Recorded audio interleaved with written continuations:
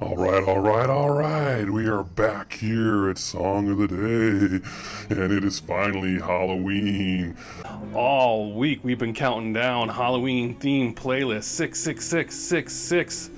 The numbers of the beast. We had an epic episode yesterday in the Octane Friday Halloween edition. Some of you said, Mark, how can none of these be in the top 10? And you're right. Many of them are top 10 deserving, and I can actually switch some of them out. But hey, this is the top 10 I came with, and there are a couple of sleepers in here. So let's get talking about it, because we do have 10 to talk about. So without further ado, we are at number 10. And coming in at number 10, Mr. Glenn Danzig. Danzig, the band, coming in with Devil's Plaything. You may not know this song, but this record, basically the whole theme addresses the concept of evil. Could have gone with a couple of songs on there. Her Black Wings, Long Way Back from Hell, Snakes of Christ. I mean, you open up the booklet from this CD and it unfolds into an upside down cross. This is some major metal music that I just absolutely love. He really sounds more like a heavy metal Elvis, so he's really more like a kitten. But this is a great song, and it's deserving. I mean, it's called Devil's Plaything, and you got to hear his voice. I mean, it's perfect for Halloween. Number 9, going back to 1970, written in 1969, the song Black Sabbath from their debut record, Black Sabbath. Is this the first heavy metal song? Some say yes. Tell me otherwise if you think there's a song before that, but this is often called the first heavy metal song. Geezer Butler wrote it after, well, he was kind of into the occult, reading about the occult, the whole business with the band Earth. Ozzy Osbourne gets him some kind of book, and he's reading it and falls asleep. Wakes up in the middle of the night, there's a dark figure standing over him, and he goes to grab the book, and the book is gone. That's the story about how this song came to be. They don't mention anything about doing any drugs, so we'll see. All right, number 8, the epic and the iconic Monster Mash. Boris Pickett, Bobby Boris Pickett, you name it. Watch him sing it. He looks a little bit like Frankenstein, but he's singing in a band called the Cordials, of all things, and he's doing a version of the Diamonds' Little Darlin', and randomly he starts doing a Boris Karloff impersonation, and then the band afterwards says, hey, we should make some kind of song. That was pretty good, and that's what they did. And this was a huge hit across the globe, and it's every year with Halloween ever since. It's played all the time. The BBC banned it in 1962, said it was too morbid, and then they started playing it in 1963. Love that song as a kid and still to this day. I don't know. I do. I like it. Number 7, Season of the Witch. Donovan. I love Donovan, Scottish guy that we've talked about in the past. I mean, he's got some great songs, Mellow Yellow in particular, but Sunshine Superman, another one. But this one, Season of the Witch, 9/25/66.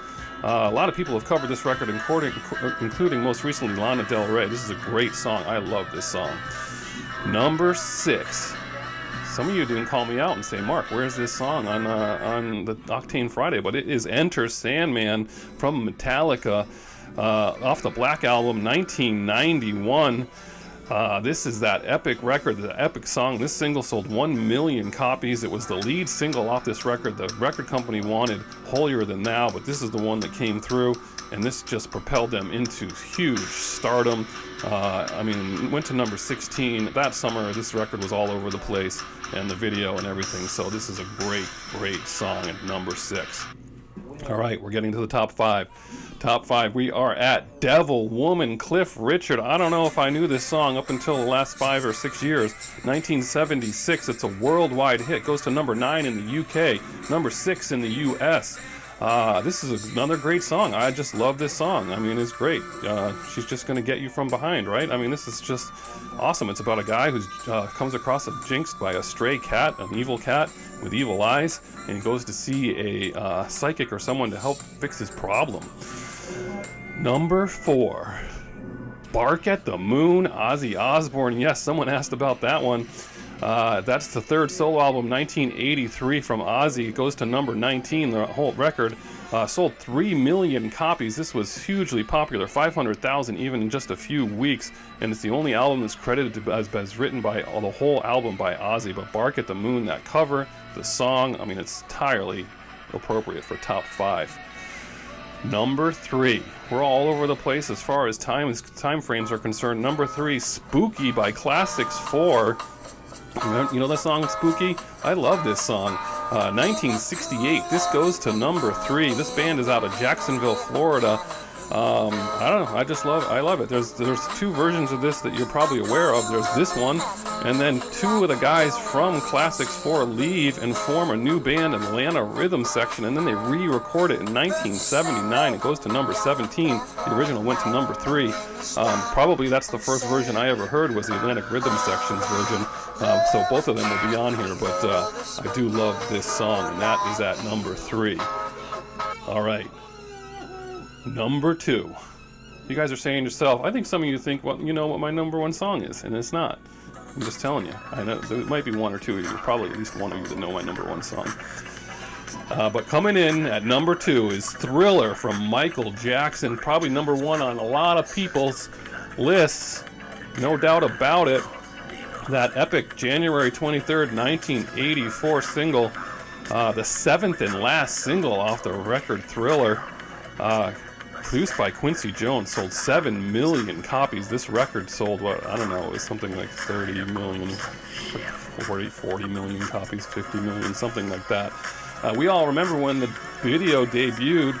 The video debuted, I think, December 1983. It was a big deal. Now, keep in mind, the video was the most expensive video ever made at the time at $500,000, and they didn't have the money for it. The label didn't want to spend that much money on a video, and MTV doesn't pay for videos either. So, what did they do?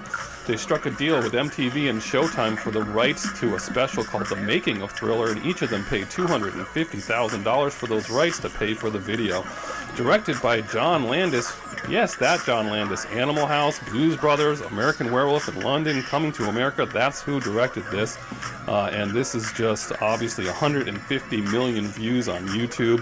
How about that Vincent Price ending? And there is a longer rap that he had that is even more freaky. I think I'll try to find it and post it. But there's even a Lego video of this that's really good. But this is the iconic dance that people have done all across the globe ever since. Pretty amazing. Thriller. The full version when they would play it on MTV. I mean, you just couldn't get enough of it. This is well deserving of number 1, but in my life, it is not number 1. It is number 2. So what are we doing with number 1 in an upset? But every Halloween, I break out this record and I play this song. I mean, can I play it all year round? Of course I can. But at Halloween, you just can't help it. Just got to do it. And it is Type O Negative from Bloody Kisses. Black number 1 is number 1. It just is. When I think of Halloween, I think of this song. You got to watch the video. You got to listen to the lyrics. The song is actually called Black number 1, Little Miss Scare-All.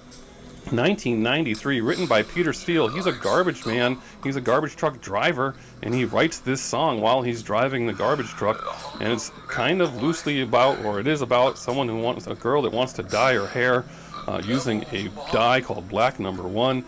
She's in the gothic scene, but there's mentions of Halloween, Nosferatu, Lily Munster. I mean, it's great, and the lyrics of it are awesome. I mean, she's got a date at midnight with Nosferatu.